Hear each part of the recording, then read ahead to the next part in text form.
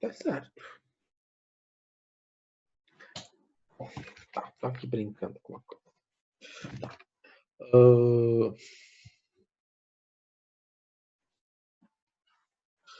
Beleza. Tá.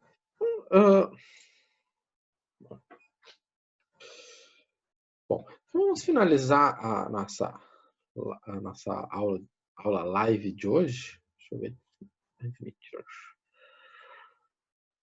Nós começamos a falar, então, das funções inversas, né? Elas aparecem, elas são por aí, são de grande utilidade. Vamos debater um pouquinho sobre elas. A função arco-cosseno, ela é uma função, ela tem um gráfico, né, que ela está representada aqui, e ela tem um domínio de -1 a 1, e uma imagem de 0 a π. O que ela quer dizer com isso, né? Vamos ver o seguinte, eu acho que eu fiz aqui, deixa eu ver, aqui. Eu estava aqui brincando e achei uma calculadora. O que ela quer dizer? Que ela tem um domínio de -1 a 1, né? O domínio de -1 a 1 quer dizer que se eu digitar 2 aqui, ele vai me dar um erro. Tá? Ó, erro, argumento inválido. Ou seja, por 2 aqui, arcosseno de 2 não dá. Tá? Ele só pode, né, se eu fizer arco-cosseno, segunda função, arco-cosseno de -1. O que ele vai me dar? Ele me deu 2π, né? Bom, ou melhor, ele me deu π, não 2π. Ele me deu π. E o arco-cosseno, quando ele diz que a imagem dele é de -1 a 1, né, é porque quando eu digito, né, eu pego os extremos. Se eu digito arco-cosseno de 1, né, vai me dar 0. Então, ele vai de 0 até π. A minha imagem. A resposta, a saída que eu vou ter quando eu digitar alguma coisa no arco-cosseno vai ser de 0 até π. Né? Se eu digitar aqui arco-cosseno de, sei lá, 0,5, né?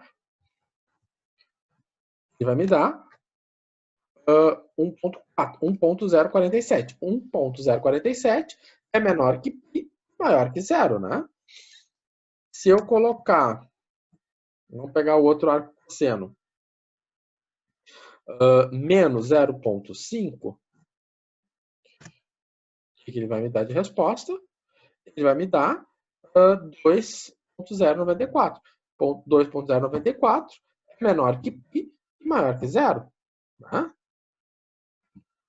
Ok? E o arco-cosseno, ele sempre vai me retornar um valor positivo. Tá? Ele sempre vai me retornar um valor positivo. Tá? É o que ele está dizendo aqui, né? Ou seja, é o que o gráfico também está me indicando. Tá?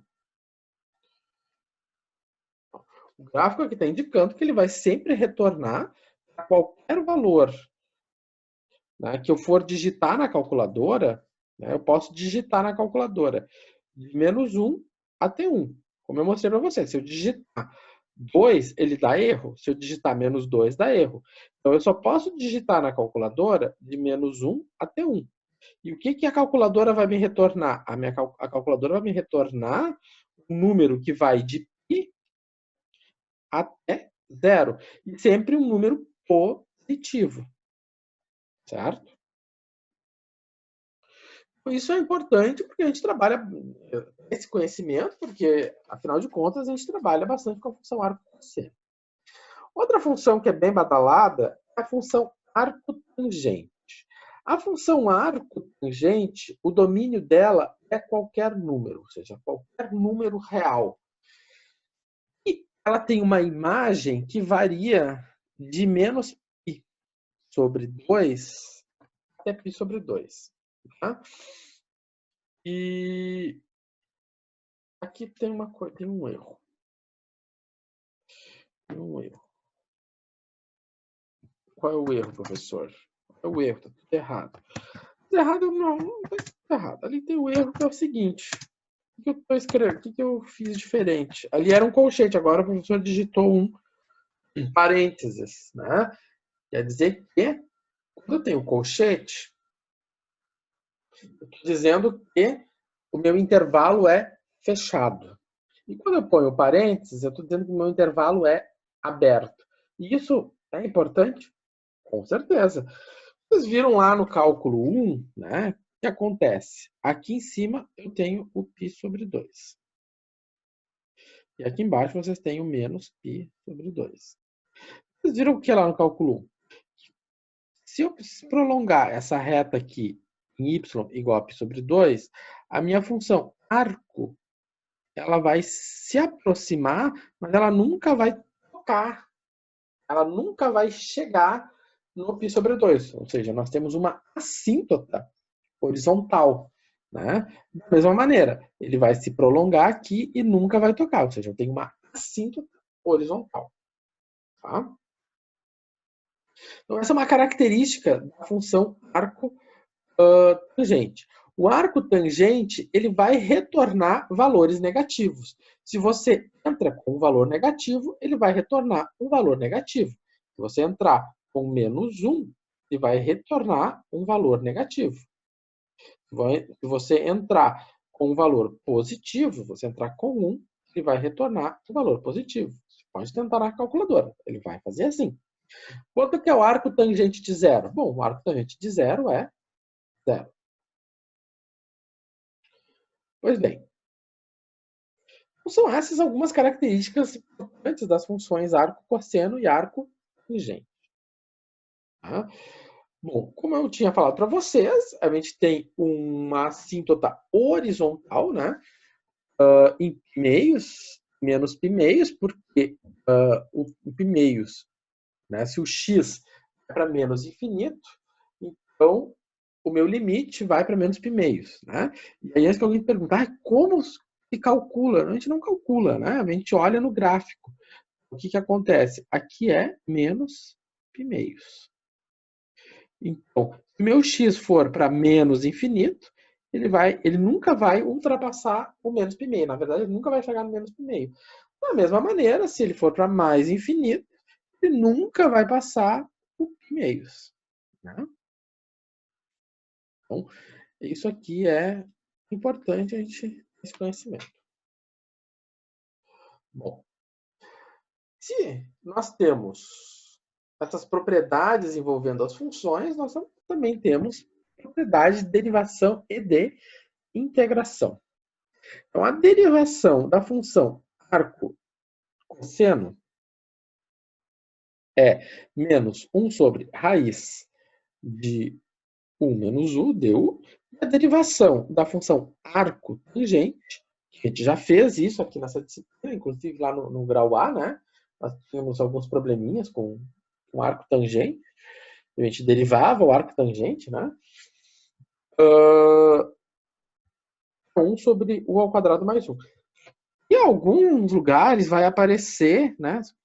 Eu vi aluno ficando quase infartando porque apareceu nesse formato aqui. Então, é a mesma coisa, né, gente? Não tem que ter problema no coração por causa disso. Nós temos derivação, nós temos uma fórmula de integração, né? Dois lados. Na tabela de vocês, né? Onde é que a gente vai encontrar isso na tabela? Aqui está a tabela. Ah, não, aqui eu fiz.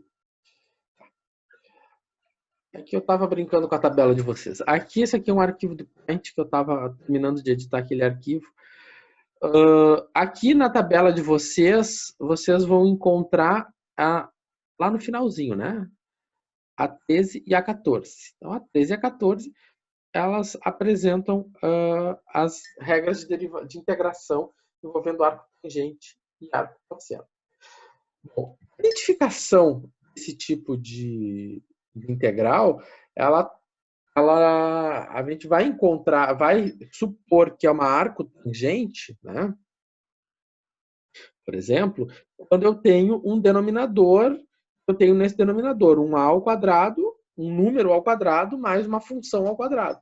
E eu vou supor que eu tenho uma arco cosseno, eu tenho uma raiz, e dentro dessa raiz eu tenho, sei lá, uma subtração, né? Assim que a gente vai fazer essa suposição. Aquilo que eu disse, né? Que eu já disse para vocês. Aqui, quando a gente está resolvendo integrais, a gente faz suposições e se não der, a gente parte para outra. Então, por exemplo, se eu olhei para essa integral aqui, o que nós vamos fazer? Ela vai olhar para tudo que a gente tem naquela tabela e vai correr o olho. Mas, bom, não tem a 8, 9, 10, 11, 12. A 13 é parecida. 14? Não tem raiz. Para ser a 14 tem que ser a 13. Né? Todas as que nós temos na tabela, a mais parecida é a 13. Então, para ser parecida com a 13, tem um A. Vai ser o A. Ora, vai ser o 9, né? Então, o A é um número real. Então, 9 é um número real. Então, A ao quadrado vai ser 9. Repara, e na regra da tabela, você tem ao quadrado. Tá? Tem A ao quadrado. Então, o que acontece? Se aqui eu tenho 9, então você vai ter que dizer que A ao quadrado é igual a 9. Então, se A ao quadrado é igual a 9, o A não é 9. O A é 3. Tem que olhar aqui, é o que é A ao quadrado. E aqui eu tenho 9. Então, se A ao quadrado é igual a 9, o A tem que ser 3. Da mesma maneira, né, vai ser meu U ao quadrado? Vai ser meu U ao quadrado? O meu U ao quadrado, então, vai ser o X ao quadrado. Então, quem vai ser meu DU? Ou melhor, quem vai ser meu U? Antes de falar no DU. Porque o DU, ele vem do U, né? Quem vai ser meu U? Se meu U ao quadrado é igual... Meu U ao quadrado é igual a X ao quadrado, quem vai ser meu U? O X, né? Aí, quem vai ser meu DU? A derivada do X, ou seja, dx. Então, já está pronto, né? Não precisa fazer muito esforço. Então, a minha resposta da integral é 1 sobre A vezes o arco tangente de U sobre A. Simplesmente eu apliquei a fórmula. Não fiz nada de extraordinário. Simplesmente apliquei a fórmula. Agora aqui. Aqui nós temos o seguinte. Vamos olhar para a tabela. O que nós temos na tabela? Olhando a 6, a 7, a 8, a 9, a 10, a 11, a 12. Nada parecido. A 13. A 13 não tem uma raiz. A 14 tem a raiz e tem uma subtração. Então, ou seja, tem que ter a subtração, tem que ter a raiz. Quem é o A ao quadrado? O A ao quadrado é igual a 2. Se o A ao quadrado é igual a 2, quanto vale o A? O A vale raiz de 2. Porque se A ao quadrado é 2, então o A só pode ser raiz de 2. Tá? Da mesma maneira como nós fizemos anteriormente. Quem vai ser meu U ao quadrado? Então, meu U ao quadrado é o x ao quadrado. Então, se U ao quadrado é igual a x ao quadrado, vai ser meu U. Tá? Meu U vai ser apenas x. E quem vai ser meu DU vai ser a derivada do x, que vai ficar 1 dx. Ok? Então, não tem muito mistério. Portanto, aplicando tal e qual Lipsis Literi a fórmula 14, né, vai ficar menos arco cosseno de U sobre o A e sobre raiz de 2. Ou seja, é só aplicar uma fórmula. Bom, agora nós temos umas coisas mais suculentas. Né? Novamente, temos uma integral, e aí nós vamos ter que olhar, antes de qualquer coisa, de sair pensando, meu Deus, o que eu faço? Olhar para a tabela. Aí vai olhar para a tabela, vai olhando, até chegar na 13. Ó, o que eu tenho na 13? Eu tenho um denominador. No denominador eu tenho um número ao quadrado, eu tenho uma função. Então, quem vai ser o A? Né? Eu tenho uma soma ainda, tem que ter essa soma. Vai ser o A. Bom, o A tem que ser o 16. O A ao quadrado tem que ser o 16. O A ao quadrado é 16. Quanto vale o A? 4. Agora, da mesma maneira, se o A ao quadrado é 16, o U ao quadrado é quanto? 9x ao quadrado. Então, se o U ao quadrado é 9x ao quadrado, quanto é que é o U? O U vai ser a raiz quadrada. Então, quanto é que é a raiz quadrada de 9x ao quadrado? A raiz quadrada de 9x ao quadrado. Então, a raiz quadrada de 9 é 3. Raiz quadrada de x ao quadrado é x. Aqui. Então, o meu U é 3x. Meu U é 3x, quanto vale o DU? Se o U é 3x, eu preciso saber quem é o DU. O meu DU vai ser quem? Vai ser 3dx. Então, se meu DU é 3dx, para eu aplicar ao igual ipsis literi a 13, eu vou multiplicar aqui em cima por 3. Então, eu vou ter daí o DU e aqui fora por 1/3, né? Então, aquela mesma novelinha que a gente já estava acostumado, né? Dessa maneira, o que eu tenho? Né? E o meu 3x vai ser substituído, eu vou reescrever no lugar do 3dx, eu vou reescrever u.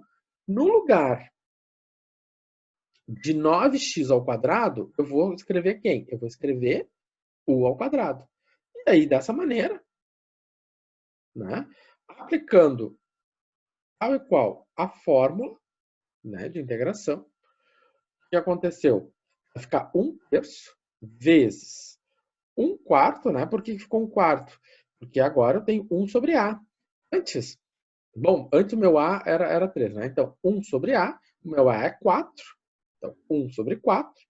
Então, ficou 1/3 vezes 1 sobre 4, vezes o arco tangente, quem? De U, esse x, dividido por A, é 4. Então, ficou 3x sobre 4.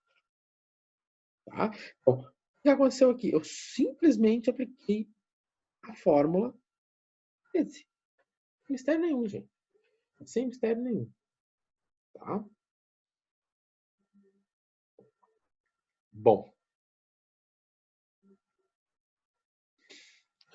Por fim, a 12. A 12, vai olhar para 12 e vai pensar assim, bom, olhar para toda a tabela. Aí vai descendo, vai dar 6, para 7, para 8, para 9, para 10, para 11, para 12, para 13, 14. Aí vai olhar assim, ah, mas tem uma raiz, tem raiz. Uma subtração, tem subtração.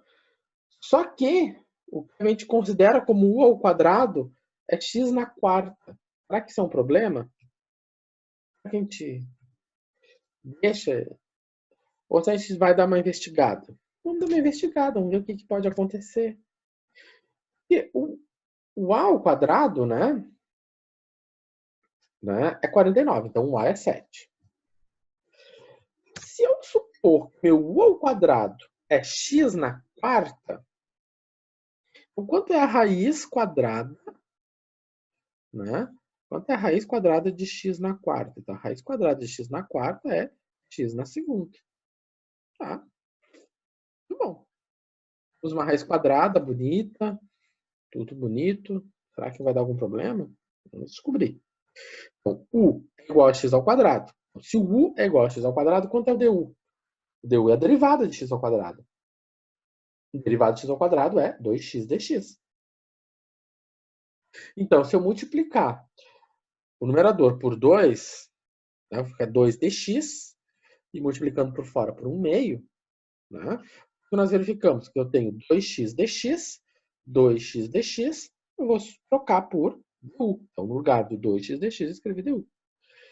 E no lugar do x na quarta, o que eu tenho no lugar do x na quarta? Eu tenho u ao quadrado. Foi a suposição que a gente fez, que x na quarta é u ao quadrado.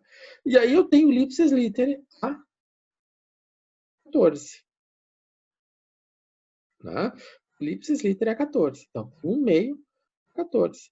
Então, aplicando a 14, o que eu tenho? Eu tenho 1 meio vezes menos o arco cosseno de menos. Está na fórmula. Menos o arco cosseno de u, é o u, x ao quadrado, sobre a.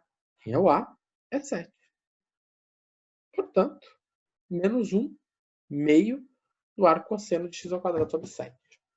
Certo? Uau, já acabei.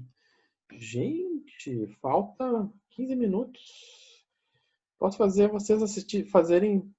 Eu poderia fazer uma coisa terrível agora com vocês. Pior do que prova. Transmitir o jogo do Grêmio Juventude. Esse é pior do que se eu desse uma prova surpresa agora para vocês. Eu sei disso. Mas eu não vou fazer isso com vocês porque eu gosto de vocês. Tá? Imagina que coisa terrível. Então, deixa eu ver aqui.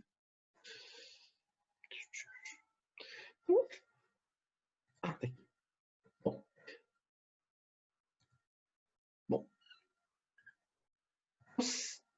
Depois eu vou disponibilizar aqui para vocês as videoaulas. Vocês já repararam que eu gosto de pesquisar GIFs, né? Eu achei esses GIFs aqui o máximo. Aqui nós temos as funções seno e cosseno, né? Como elas se comportam. E aqui nós temos o ciclo trigonométrico. Tá? Uma revisão de trigonometria. Deixa eu ver aqui. Esse aqui eu deixei. E aqui tem um link, ó, um link interativo. Se a gente clica aqui nesse link interativo, ele aparece um ciclo trigonométrico e dá para a gente brincar um pouco com ele, né? Tipo, eu quero, sei lá, o primeiro quadrante. Pelo menos, ele marcou o primeiro quadrante. Aí eu quero, sei lá, um ângulo. Ó, por exemplo, os ângulos do primeiro quadrante. Né? Ele está em graus. Ó, 150 no segundo quadrante. Tá? Mas eu quero que ele mostre em radianos. Ó, ele está mostrando em radianos. Né? Eu quero que ele mostre só o seno. Ó, então, o seno de 150 está aqui. Ó. Né? Então, o seno de 150.